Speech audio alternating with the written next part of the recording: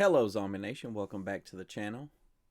It's MTG Ghoul Dude, and today on this episode of Digging Up the Past, we're going to go back, start back, pick up where we left off at Homelands and go to 5E. If you're new to the channel, the Digging Up the Past episodes are basically just going through past sets and finding all the zombies and talking a little bit about them.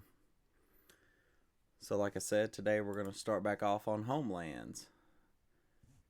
And Homelands was released in October 1995. It's the 7th Magic expansion. It's the second expansion of the Ice Age block until 2006, when it was removed and Cold Snap was added to the block. The expansion symbol is set to simplify the globe of Olgrotha, the plane where the Homelands was set. Fun fact, the lands actually have a teal colored text box in this one. So first we're going to look at Reef Pirates.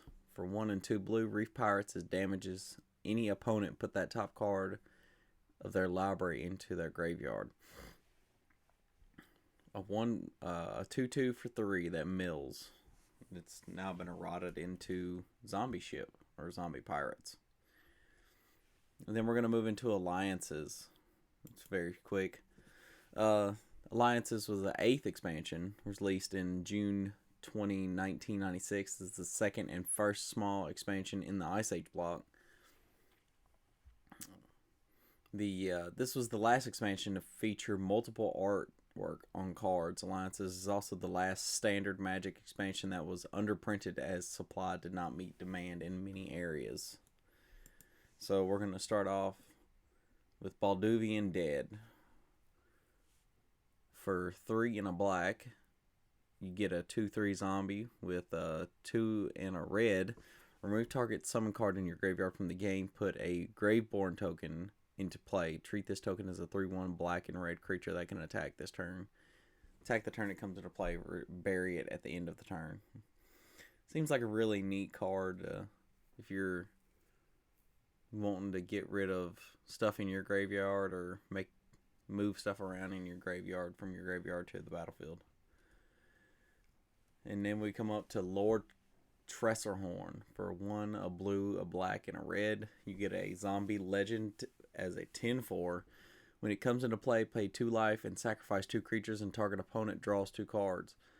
Effects that prevent or redirect damage cannot be used to counter their life loss. This life loss. And it also has black for regenerate. So this is what we had before. We had Nekuzar or what's his name? Thraxamundar as a Grixis zombie commander. Now I'm not gonna say this wouldn't be a good zombie commander, because man, look at the stats on this guy. It's ridiculous. 10/4. Yeah, I mean, it's a little costly for 2 life, 2 creatures, and your opponent gets to draw 2 cards, but it's pretty stacked if you ask me. And then we're going to head into the Mirage block. The Mirage set. This was the 9th expansion in the Magic the Gathering. It was released in October 1996. These sets were coming pretty close. June, July,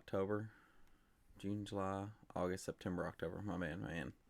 Time flies, I guess. It was actually the first set in the Mirage block. Mirage was one of the first sets that developed this Mirage was one of the first sets that was developed for sealed deck play. So we're going into Cadaverous Knight. For 2 and a black, you get a 2/2. It has flanking, something that I myself have never just really played around with, but I can only assume it'd be pretty fun. And for 1 and double black, it regenerates. Gravebane Zombie. For 3 and a black, you get a 3/2. If it was put into a graveyard for play, put it on top of owner's library. Seems pretty good. It's a recurable zombie. Something though to think about: if you probably play this, you're probably not playing anything else for a good while. Zombie Mob. For 2, a black and a black, you get a 2/0. But when it comes into play, with a +1/+1 counter for each summon card in your graveyard, remove all those cards from the game.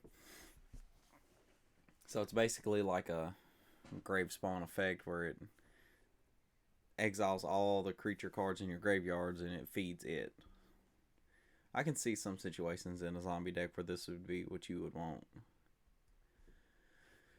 And now we move into Visions. Visions is the 10th expansion. It was released February 3rd, 1997 as the second set and first small expansion in the Mirage block. Its expansion symbol is the Triangle of War of Zolfarian symbol with an inset with a V for Visions. Gonna be a pretty short one for this one. Necro Savant for 3 and trip black. It's a summon Necro Savant. For 3 and double black, its ability reads: sacrifice a creature, put it into play. Put Necro Savant into play. Use it only during your upkeep and only if it is in your graveyard. It's a 5/5.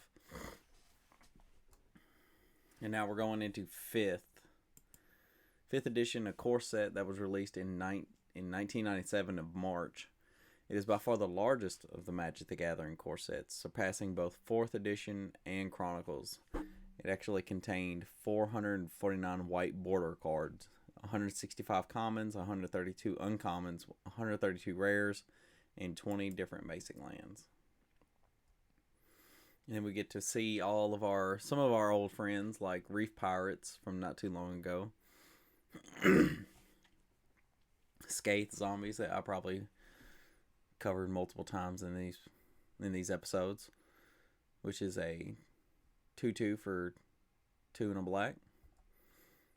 Zombie Master for 1 and 2 black. You get all the zombies gain black, regenerate, and Swamp Walk. It's a 2/3. And then we get Merc Dwellers for 3 and a black. It attacks, and it is not blocked.